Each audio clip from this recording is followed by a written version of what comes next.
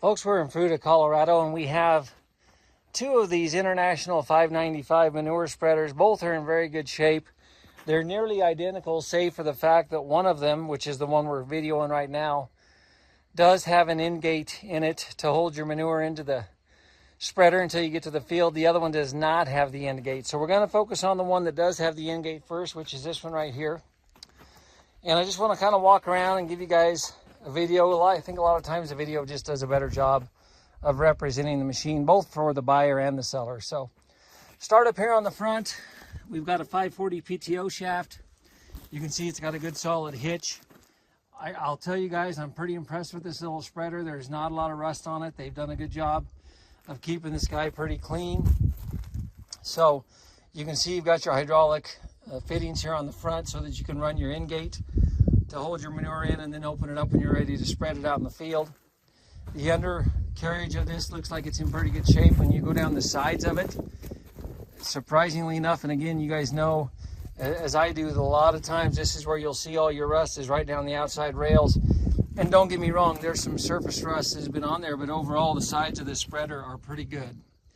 So I think both sides, you'll see here, both sides and the inside are all good. They've got truck rims mounted on the axles here. Those are 1,020 truck tires that they put on there, big heavy tires. So you should be able to haul a pretty heavy load without any problem. Tires are showing a little bit of weather check, but truthfully, they're pretty good tires, guys, and stout, good, heavy, solid tires. So, and again, if you look down inside the rail right there, yes, there's a little bit of surface rust, but all in all, this is a pretty clean little spreader. We get back here on the back, and you've got the gears and the bearings for your beaters back here on the back. They look to be good. The back end of the spreader looks to be good. The beaters are in good shape. I don't see any broken or welded points on any of the beaters.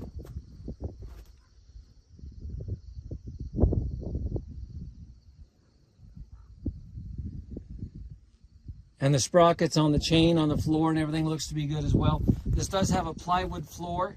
It's showing a little bit of wear, but the floor still looks like it's in good shape.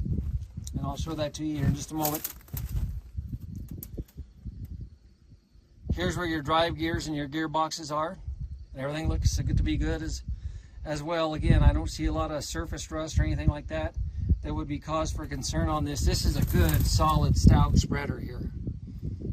And I'll pan up here into the top. You can see where the end gate comes down and meets up to the floor like it should. Like I said, this is just a nice spreader right here, guys. And same with the tires, 1,020 tires. Older tires, but still good. So a lot of life left in those tires.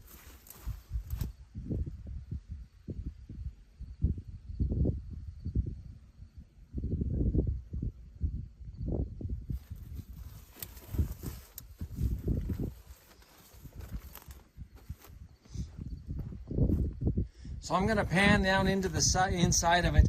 So I measured the box. You can see it's got a plywood floor, and the floor does look like it's in good shape.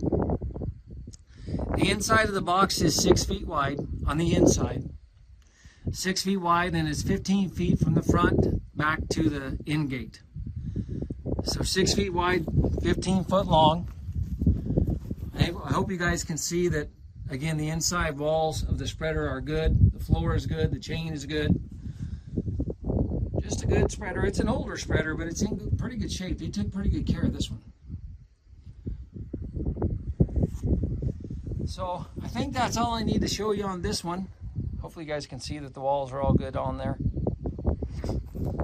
Again, not a lot of surface rust on the outside. A lot of times where you see the most wear on these, excuse me, is on this rail on the outside where the manure builds up and then it gets wet. And that's just like acid on that metal, but they did a good job of keeping this one cleaned off, and that's not the case. So I think you're in pretty good shape here, guys, and I will put this up on auction time. And again, there's two of these 595s. This one is the one, obviously, that has the end gate in it. So the serial numbers, I can't read the serial plates real good, so I can't identify them by serial number.